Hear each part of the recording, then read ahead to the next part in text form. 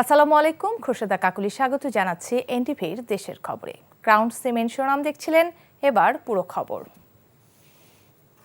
ভারী বর্ষণে ও পাহাড়ি ঢলে ফেনীর মুহুরী, সিলোনিয়া ও তহুয়া নদীর 15টি স্থানে ভাঙন দেখা দিয়েছে। এতে প্লাবিত হয়েছে 30টি গ্রাম, পানিবন্দী প্রায় 15,000 মানুষ। অন্যদিকে অতি বৃষ্টিতে নদ নদীর পানি বেড়ে নোয়াখালীর নিচু এলাকা প্লাবিত হয়েছে। বন্যা দেখা দিয়েছে কক্সবাজারের টেকনাফ, উখিয়ায়ও। টানা বৃষ্টিতে বিভিন্ন জেলায় সৃষ্টি হয়েছে জলাবদ্ধতা। বিস্তারিত শওকত করিমের ডেস্ক রিপোর্টে। বিপদ সীমার উপরে প্রায় সব নদীর পানি বাড়ছে। মুহুরী, সিলোনিয়া সহ বিভিন্ন নদীর বন্যা নিয়ন্ত্রণ বাঁধের ভাঙন।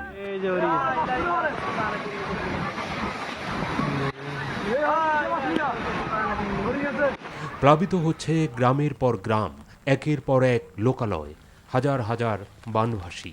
চলতি মৌসুমের বৃষ্টিপাতের রেকর্ড ফেনীতে। তলিয়ে গেছে ফেনী শহরের বেশিরভাগ স্থান। নিরাপদ আশ্রয়ে ছুটছেন দুর্গতরা। ফেনী থেকে আপনার পরশুরাম পর্যন্ত যে মেন সড়কটি আছে সেটাতে আপনার যোগাযোগ একদমই বিচ্ছিন্ন। মানুষ আসে আমাদের জিজ্ঞাসা করে নাই যে যেহেতু আপনারা খাইছেন কিনা, আপনারা কি অবস্থা আছেন। বন্যা কবলিতদের উদ্ধারে কাজ করছে প্রশাসন। আমাদের বাচ্চারা আছে, এরা অসুস্থ, তারপর ঘরে দুয়ারে অনেক পানি, তারপর কোনোরকম না বাঁচার মতো বাঁচিয়েছি, এরকম আর কি। নোয়াখালীতে ডুবে গেছে অসংখ্য ঘরবাড়ি। অতিবৃষ্টিতে জেলা প্রশাসক ও পুলিশ সুপার কার্যালয় সহ গুরুত্বপূর্ণ স্থাপনার সামনে সৃষ্টি হয়েছে জলাবদ্ধতা। টানা বৃষ্টি ও নদ নদীর পানি বাড়ায় প্লাবিত খাগড়াছড়ি সদর ও দীঘিনালার নিম্নাঞ্চল। অনেক এলাকায় বিচ্ছিন্ন আঞ্চলিক সড়ক যোগাযোগ।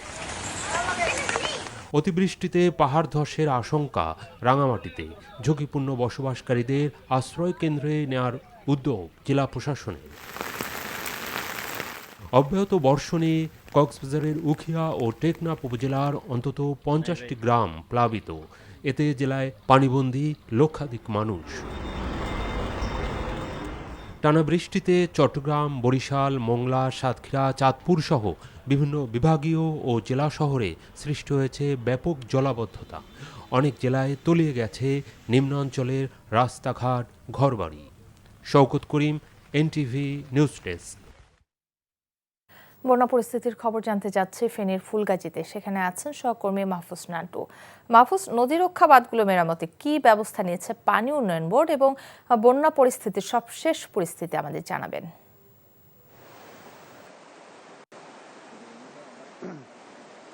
আসলে পানি উন্নয়ন বোর্ড থেকে এখন পর্যন্ত বাঁধ নির্মাণের তেমন কোনো আসলে উদ্যোগ পরিলক্ষিত হয়নি। যদি আমি একটি পরিসংখ্যান আপনাকে বলি কাকুলি, যে গত 9 বছরে ফেনীর মুহুরী, সিলোনিয়া এবং কুহুয়া যে 3টি নদী রয়েছে, এই 3টি নদীতে গত 9 বছরে 173টি স্থান দিয়ে কিন্তু নদী ভাঙন তৈরি হয়েছে। এবং এই গত 9 বছরে কিন্তু এমন কোথাও ওই 3টি নদীর কোথাও কোনো দিক দিয়ে কিন্তু টেকসই বাঁধ তৈরি হয়নি, যার ফলে কিন্তু প্রতি বছরই এই ফেনীতে বিভিন্ন উপজেলাগুলোতে কিন্তু বন্যা কবলিত হয়ে পড়ে। আমি এখন যে জায়গাটিতে রয়েছে সেটি হচ্ছে ফেনীর ফুলগাজী উপজেলা উত্তর শ্রীপুর যে গ্রামটি, সেই গ্রামের পূর্ব পাড়ায়। মূলত গতকাল রাতেই কিন্তু আমার যে পেছনের অংশটি দেখা যাচ্ছে সেই অংশেই কিন্তু মূলত ফেনী নদীর এই জায়গাটা দিয়ে নদী ভাঙন হয়ে অনেকগুলো গ্রাম প্লাবিত হয়ে যায়। আমরা খবর নিয়েছিলাম যে ফেনীর ফুলগাজী এবং পরশুরাম এই দুইটি উপজেলার অন্তত 35টি গ্রাম প্লাবিত হয়েছে। এখন পর্যন্ত যেটুকু আসার কথা শোনা যাচ্ছে যে বৃষ্টি যদি রাতের বেলা না হয় তাহলে হয়তো বন্যা পরিস্থিতিটা কিছুটা স্বাভাবিক হবে। এবং এই ক্ষেত্রে আমরা আরেকটি কথা বলে রাখি, আজকে দুপুরের পর থেকে জেলা প্রশাসন এবং বিভিন্ন স্বেচ্ছাসেবক যারা রয়েছেন তারা কিন্তু বন্যায় যারা পানিবন্দী অবস্থায় রয়েছেন তাদেরকে উদ্ধারের পাশাপাশি ত্রাণ তৎপরতা আমরা লক্ষ্য করেছি। বিভিন্ন স্বেচ্ছাসেবক দল কিন্তু এই মুহূর্তে ফেনীর যে পরশুরাম এবং ফুলগাজী এই দুই উপজেলায় কিন্তু তারা ছড়িয়ে ছিটিয়ে বিভিন্ন রকমের যে স্বেচ্ছাসেবক এই কাজগুলো রয়েছে সেগুলো করছে। এবং আপনাকে আরো একটি কথা জানিয়ে রাখি যে আবহাওয়া অধিদপ্তর জানিয়েছে যে এই মরশুমে ফেনীর যে পরশুরাম এবং ফুলগাজী যে উপজেলা রয়েছে এই দুই উপজেলার বন্যার কারণ কিন্তু তারা উল্লেখ করেছে যে গত 2 দিনের যে টানা বর্ষণ এবং উজানের যে ঢল, সেই ঢলের কারণে মূলত এই পানি বন্দী হয়ে পড়েছে মানুষজন। তো মানুষজনের দাবি যে এই 2-3টি নদীর এবার যেন টেকসই বাঁধ তৈরি করা হয়। কাকুলি। দর্শক, জানছিলাম ফেনীর বন্যা পরিস্থিতির খবর। বিএসএফ কোনো সীমান্তরক্ষী বাহিনী নয়, একটা খুনি বাহিনীতে পরিণত হয়েছে মন্তব্য করে জাতীয় নাগরিক পার্টির আহ্বায়ক নাহিদ ইসলাম বলেছেন, ভারতীয় আধিপত্যবাদের কারণে বাংলাদেশের স্বাধীনতা সার্বভৌমত্ব বারবার ক্ষুণ্ণ হয়েছে। দুপুরে চুয়াডাঙ্গায় জুলাই পদযাত্রার 9ম দিনের পথসভায় এসব কথা বলেন তিনি। বলেন, শেখ হাসিনা সরকার ভারত সরকারের সমর্থনে 16 বছর ক্ষমতায় থেকে বাংলাদেশে গুম খুন চালিয়েছে। এ সময় দলের সদস্য সচিব আক্তার হোসেন বলেন, শেখ হাসিনা সরাসরি গণহত্যার নির্দেশ দিয়েছেন, অথচ সেই শেখ হাসিনাকে ভারতের বর্তমান মোদী সরকার আশ্রয় দিয়ে রেখেছে। একজন মানবতা বিরোধী অপরাধী একজন গণহত্যাকারীকে আশ্রয় দেওয়ার দায় অবশ্যই ভারতকে নিতে হবে। পরে চুয়াডাঙ্গার পথসভা শেষে এনসিপি কেন্দ্রীয় নেতৃবৃন্দ ঝিনাইদহের উদ্দেশ্যে রওনা হবেন। বিএসএফ কোন সীমান্তরক্ষী বাহিনী নয়, সেটি একটি খুনি বাহিনীতে পরিণত হয়েছে। বাংলাদেশের মানুষকে খুন করাই যেন তার একমাত্র দায়িত্ব। আমরা স্পষ্টভাবে বলেছি, সীমান্ত হত্যা আমরা কোনোভাবেই মেনে নিব না। বাংলাদেশের জনগণকে, বাংলাদেশের সীমান্তকে, বাংলাদেশের মাটি ও মানচিত্রকে রক্ষা করা বাংলাদেশের ছাত্র তরুণ যুবদের দায়িত্ব।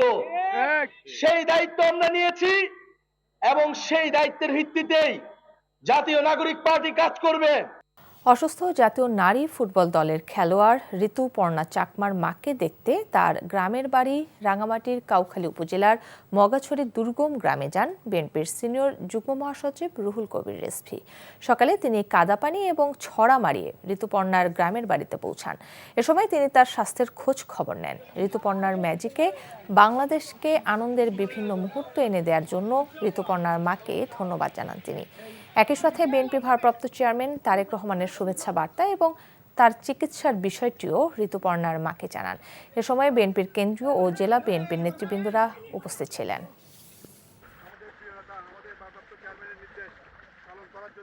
আমাদের ভারপ্রাপ্ত চেয়ারম্যানের পক্ষ থেকে যা দিচ্ছি সেটা হয়তো অত্যন্ত সামান্য তার চিকিৎসার জন্য, কিন্তু এই পরিবারের পাশে তারেক রহমান সাহেব থাকবেন, এই পরিবারের পাশে আমরা সবাই থাকবো। কুমিল্লার মুরাদনগরের ট্রিপল মার্ডার মামলায় 8 আসামির 3 দিনের রিমান্ড মঞ্জুর করেছে আদালত। সকালে কুমিল্লা চিফ জুডিশিয়াল ম্যাজিস্ট্রেট আদালতের বিচারক মমিনুল হক এ আদেশ দেন। এর আগে গোয়েন্দা পুলিশ প্রত্যেকে 7 দিন করে রিমান্ডের আবেদন করলে শুনানি শেষে 3 দিনের রিমান্ড মঞ্জুর করা হয়। গত 4 জুলাই রোকসানা বেগম তার মেয়ে ও ছেলেকে পিটিয়ে হত্যা করা হয়। এ ঘটনায় নিহতের বড় মেয়ে বাদী হয়ে 63 জনকে আসামি করে মামলা করেন। এদিকে কক্সবাজারের রোহিঙ্গা ক্যাম্পে 4 রোহিঙ্গাকে হত্যার মামলায় আরসাব প্রধান আতাউল্লাহ আবু আম্মার জুনুনির 3 দিনের রিমান্ড মঞ্জুর করেছে আদালত। দুপুরে কক্সবাজারের সিনিয়র জুডিশিয়াল ম্যাজিস্ট্রেট আদালতের বিচারক আসফ উদ্দিন আসিফ এ রায় দেন। 2020 সালে রোহিঙ্গা ক্যাম্পে সংঘটিত চাঞ্চল্যকর 4 মার্ডারের মামলায় এজাহারভুক্ত আসামি আরসাব প্রধান আতাউল্লাহ জুনুনি। মামলার তদন্তকারী কর্মকর্তা জিজ্ঞাসাবাদের জন্য 7 দিনের রিমান্ড আবেদন করলে আদালত 3 দিনের রিমান্ড মঞ্জুর করে। বৈষম্যবিরোধী ছাত্র আন্দোলনে শ্রমিক সজল হত্যা মামলায় নারায়ণগঞ্জ সিটি কর্পোরেশনের সাবেক মেয়র ডক্টর সেলিনা হায়াত আইভীর জামিন আবেদন নামঞ্জুর করেছে আদালত। দুপুরে নারায়ণগঞ্জ জেলা ও দায়রা জজ আদালতের বিচারক আবু শামীম আজাদ দুপক্ষের শুনানি শেষে এই আদেশ দেন। এর আগে মামলার আইভীর পক্ষে আইনজীবীরা আদালতের কাছে জামিন আবেদন করেন। অপরদিকে বাদী ও রাষ্ট্রপক্ষের আইনজীবীরা জামিনের বিরোধিতা করেন।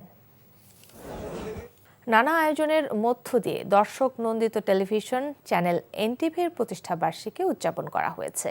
কোথাও বৃক্ষরোপণ, কোথাও কোরআন খতম ও দোয়া মাহফিলের মাধ্যমে দিনটি পালন করা হয়। বিস্তারিত ইমরুল কায়েসের ডেস্ক রিপোর্ট। এতিম শিশুদের নিয়ে আলোচনা সভা, দোয়া মাহফিলের মাধ্যমে এনটিভির প্রতিষ্ঠাবার্ষিকী উদযাপন করা হয়েছে মাদারীপুরে। এ সময় শিশুদের নিয়ে কেক কাটা ও আনন্দ র্যালি করা হয়। কেক কাটা, আলোচনা সভার মধ্য দিয়ে ঠাকুরগাঁয়ে এনটিভির প্রতিষ্ঠাবার্ষিকী উদযাপন করা হয়েছে। এ সময় জেলা press club, television journalist association, জেলা বিএনপি ও জেলা জামায়াতের নেতাকর্মীরা উপস্থিত ছিলেন। ঝিনাইদহে বর্ণাঢ্য র্যালি, কেক কাটা ও আলোচনা সভার মধ্য দিয়ে এনটিভির জন্মদিন উদযাপন করা হয়েছে। এ সময় জেলা প্রশাসনের কর্মকর্তারা উপস্থিত ছিলেন। ভালুকায় ইন্টারন্যাশনাল টেলিভিশন চ্যানেল এনটিভির 23তম প্রতিষ্ঠাবার্ষিকী ঘিরে কেক কাটা ও আনন্দ র্যালি করা হয়েছে। আনন্দ র্যালি, কেক কাটা ও আলোচনা সভার মধ্য দিয়ে গাইবান্ধায় এনটিভির 23তম প্রতিষ্ঠাবার্ষিকী উদযাপন করা হয়েছে। এ সময় গাইবান্ধা 4 আসনের সাবেক সংসদ সদস্য শামীম কায়সার লিংকন উপস্থিত ছিলেন। সময়ের সাথে আগামীর পথে এই স্লোগানকে সামনে রেখে দর্শক নন্দিত টেলিভিশন চ্যানেল এনটিভির প্রতিষ্ঠাবার্ষিকী উদযাপন করা হয়েছে জয়পুরহাটে। মাদ্রাসার এতিম শিশুদের মাঝে মাস্ক, খাবার বিতরণ এবং দোয়া মাহফিলের আয়োজন করা হয়। আনন্দ শোভাযাত্রা, কেক কাটা ও সুধী সমাবেশ সহ নানা আয়োজনে চুয়াডাঙ্গায় জনপ্রিয় টেলিভিশন চ্যানেল এনটিভির প্রতিষ্ঠাবার্ষিকী উদযাপন করা হয়েছে। এনটিভির প্রতিষ্ঠাবার্ষিকী উপলক্ষে গাজীপুর প্রেস ক্লাবে কেক কাটা, আলোচনা সভা ও প্রীতিভোজের আয়োজন করা হয়।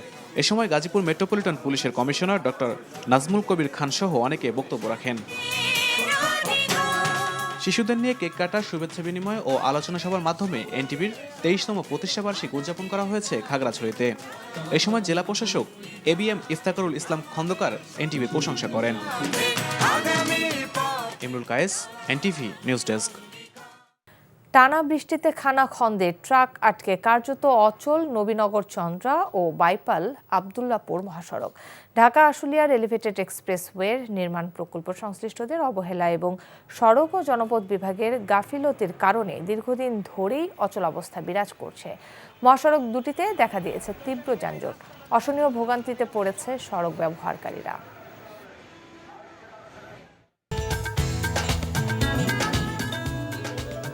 দর্শক, এই ছিল দেশের খবরে। এই খবরের ভিডিও সহ আপডেট জানতে ভিজিট করুন এনটিভি অনলাইন www.ntvbd.com। এছাড়াও এনটিভির জনপ্রিয় সব অনুষ্ঠান ও খবরের আপডেট জানতে ভিজিট করুন আমাদের ইউটিউব ও ভেরিফাইড ফেসবুক পেজ। 6টায় ইভিনিং নিউজ দেখার আমন্ত্রণ রইল। ধন্যবাদ সবাইকে।